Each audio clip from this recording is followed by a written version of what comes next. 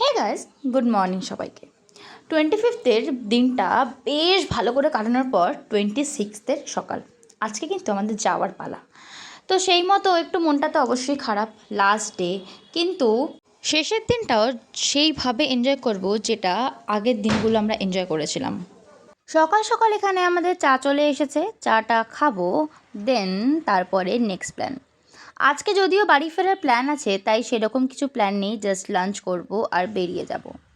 সেই মতোই আমাদের প্ল্যান। তাই সকালটা খুব ধীরে সুস্থের মধ্যেই কাটাচ্ছিলাম। তারপরে আগের দিন যে 25th একটা অনুষ্ঠান হয়েছিল ওদের পাড়াতেই, ওর নেমন্তন্ন ছিল, তো সেখানে গিয়ে ওকে একটা প্যাকেট দিয়েছিল, সেটাই এনে দুই বোনে মিলে ভাগ করে খাচ্ছিল এখানে বসে বসে। আর আমাদেরও কোনো প্ল্যান নেই, এরপরে আমাদের টিফিন খাওয়ার পালা, তাই মেনমদা আর বুবাই দুজনে মিলে চলে গেছিলো টিফিন নিতে। আর ওখানকার কিছু স্পেশাল জিনিস আছে, যেমন সরপুরি আর সরভাজা, সেগুলো কেনার জন্য। আর এটা ছিল সেদিনকার আমাদের টিফিন।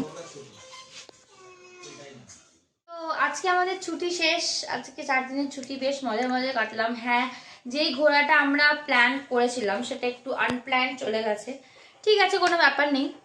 আসছে বছর আবার হবে, বা রিসেন্টলি আবার আরও ইভেন্টস আছে, সেগুলো তোমাদের সাথে অবভিয়াসলি শেয়ার করব।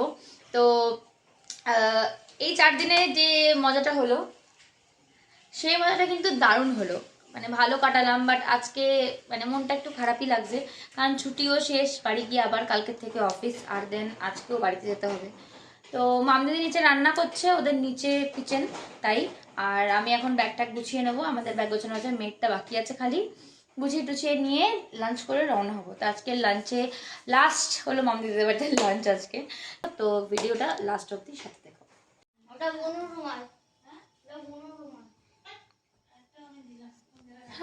হাই বল। আজকে আমাদের বাড়িতে যাওয়ার কথা ছিল, বাট প্ল্যান ক্যান্সেল হয়ে গেছে। তো আজকে সন্ধেবেলা থাকবো, কিছু করব না, এটা ফাঁকা ফাঁকা তো যাওয়াটা মানে গেলে আর কি মানে উচিত না যাওয়াটা, মানে যাওয়ায় কেন, তো থেকেছি যখন কোথাও তো নিশ্চয়ই যাব। তো একটা ছোট্টখাট্ট প্ল্যান হয়েছে, মানে আনপ্ল্যান্ড প্ল্যান। কোথায় যাচ্ছি তো চলো সেখানে গিয়েই তোমাদের সাথে দেখা হচ্ছে আবার। যখন সেই দিনটা আসলামই না, ভাবলাম সেদিনটাকেও আমরা ইউটিলাইজ করি। তার জন্যই বেরিয়ে পড়লাম টুকিটাকি কাছাকাছি ঘোরার জন্য। কাছাকাছি বলতে মামদিদের বাড়ির থেকে, মানে বাতকুল্লা থেকে কৃষ্ণনগর কিন্তু খুব একটা বেশি দূরে না। তাই চলে গেলাম কৃষ্ণচন্দ্র রাজার রাজবাড়িটা দেখতে। যদিও এখন রাজবাড়িটা হয়তো আগের মতো নেই, তবে অনেকটাই সংরক্ষিত। যাই হোক, আমি তো ভাবছি আগেকার টাইমে কেমন ছিল না, কোথায় মানে গেট, কোথায় দরজা, মানে মেন সদর দরজা অনেকটা ডিস্টেন্স। খুবই সুন্দরই লাগছিল দেখতে, একদম নিঝুম পরিবেশ, বিশাল বড় মাঠ, মনটা সত্যি জুড়িয়ে যাচ্ছিলো। কারণ আমাদের এইখানে না, মানে কলকাতাতে এত কোলাহলের মধ্যে আমরা থাকি যে এই সব জায়গায় গেলে আমরা একটা নিঝুম পরিবেশ, শান্ত পরিবেশ বলে মনে হয় না, তাই না? তো কার কার মনে হয় অবশ্যই কিন্তু কমেন্টে জানিও। ওখানে কিছুক্ষণ থাকার পর আমরা বেরিয়ে পড়লাম আমাদের নেক্সট গন্তব্যস্থলে। গন্তব্যস্থল বলা যায় না, যেটা হুট করে প্ল্যান ছিল, তো কোথায় যাব বলে এইখান থেকে আমরা ডাইরেক্ট পৌঁছে গেলাম ঘূর্ণিতে। তো চলো ঘূর্ণিতে গিয়ে দেখা হচ্ছে তোমাদের সাথে। সো ফাইনালি আমরা পৌঁছে গেছি, আর আমরা এখন পৌঁছে গেছি ঘূর্ণিতে। তো অনেক নাম মানে শুনেছি, পড়েছি আর কি বইতে, আজকে দেখবো। তো চলো তোমাদেরকেও নিয়ে যাই। ঘূর্ণি এই নামটা শুনে বুঝতেই পারছো কি, মানে কোন জায়গাটা। সেখানে গিয়েই অনেকক্ষণ ধরে চা খাইনি বলে চায়ের দোকানে ঢুকে পড়লাম। আমাদের সন্ধে হলে চায়ের দোকানের একটা নেশা, কি আর বলবো। সেখানে গিয়ে মোটামুটি আমরা চা বিস্কুটটা জম্পেশভাবে খেলাম, কারণ সত্যি মাথাটা খুব ধরেছিল, আর চাটাও কিন্তু বেশ ভালো বানিয়েছিল।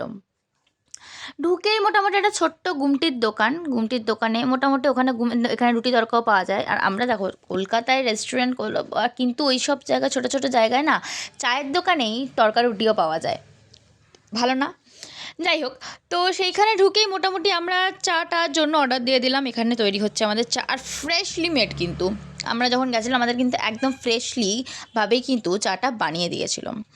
সেখানে গিয়ে আরেকটা জিনিস খেয়াল করলাম যে এইখানে যেহেতু, আচ্ছা, ঘূর্ণি তো আমরা জানি যে মাটির পুতুলের জন্য বিখ্যাত, মানে চায়ের দোকানেও কিন্তু মানে হয়তো ওনারা বানান, তার জন্য হয়তো বিক্রির জন্য রেখেছে, এখানেও কিন্তু দেখো মাটির পুতুলগুলো সুন্দর করে সাজানো আছে, মানে প্রতিটা দোকানেই প্রায় মাটির পুতুল আর কি সাজানো হবে। আর এই যে যেনার এখানে ছবি দেখতে পাচ্ছ, আমরা কিন্তু সবাই জানি ইনি হলেন কৃষ্ণনগরের বুড়িমা। অনেক দিনই ধরেই যাওয়ার ইচ্ছা আছে, জানি না কবে যেতে পারবো, তবে চেষ্টা চালিয়ে যাচ্ছে। তোমাদের যেতে পারলে তো অবশ্যই তোমাদের সাথে সব এক্সপিরিয়েন্স শেয়ার করব।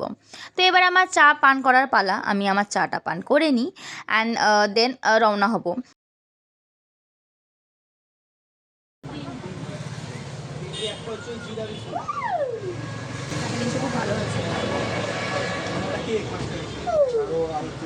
ঘূর্ণি যেহেতু মাটির পুতুলের জন্য বিখ্যাত, আমরা পৌঁছে গেলাম প্রথমে একটা মাটির ক্লে শপে, ক্লে ওয়ার্ক দেখে নামটা পড়ে বুঝতেই পারছো।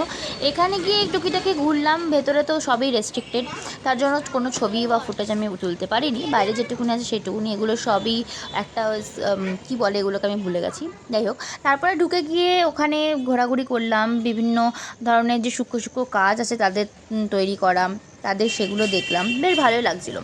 আর আমি সেখান থেকে একখানা হ্যান্ডমেড জুয়েলারি নিয়েছিলাম ক্লের। সেখানে কিন্তু আমরা প্রতিটা দোকানে ঘুরলাম, প্রতিটা দোকানে অতি সূক্ষ্ম থেকে অতি সূক্ষ্ম আমরা কাজ দেখেছি। বিশ্বাস করো এত সুন্দর দেখতে যে কি বলবো। আর অনেকেই এখানে যারা না রাষ্ট্রীয় পুরস্কার প্রাপ্ত, আমি তাদের ভিডিও করতে পারিনি, কারণ সব জায়গায় ফটো নিষিদ্ধ ছিল, তার জন্য যেসব জায়গায় নিষিদ্ধ ছিল না আমি সেটুকুনি ফেলেছি তোমাদের সামনে তুলে ধরলাম। আর এখানে না প্রতিটা জিনিস কি বলবো, এত মানে অরিজিনাল লাগে না, মানে দেখলে তোমরা মানে ওরকম হয়তো ফুটেজে তোমরা বুঝতে পারছো না, বাট দেখলে জিনিসটা না মানে একদম মনে হবে সত্যি ওই জিনিসটা তোমার সামনে দাঁড়িয়ে আছে। সেখানে একটা আমি কি বলবো, একটা সিনারি দেখেছিলাম, যেখানে একটা থিম বেসড একটা ছিল, কাঁচের ভেতরে যে শোপিসটা ছিল সেটা না পুরো 3D।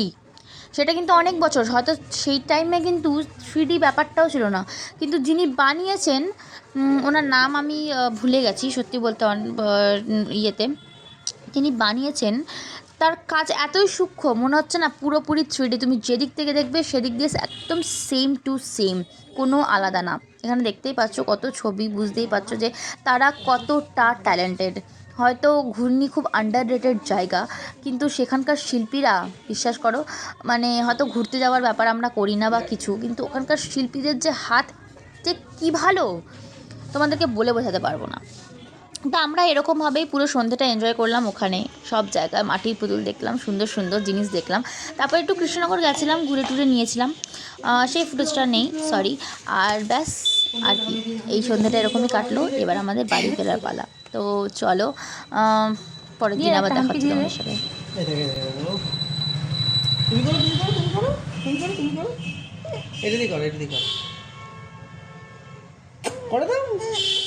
আমাদের ছুটি শেষ, বাড়ি ফেরার পালা। সকাল সকাল চাটা খেয়ে রেডি, এখন বাড়ির পথে রওনা দেব।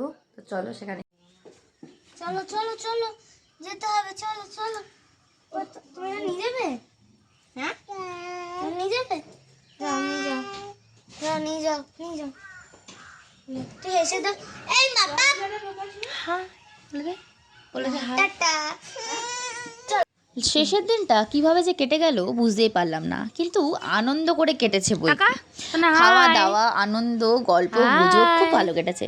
যার শেষ ভালো তার সব ভালো, এটাই আমাদের কথাই আছে না। চলো আজকের মতো এখানেই শেষ করছি, আবার নেক্সট ব্লগে দেখা হচ্ছে, ততক্ষণের জন্য টাটা। আর ভিডিওটা ভালো লেগে থাকলে অবশ্যই like share and subscribe for more such videos.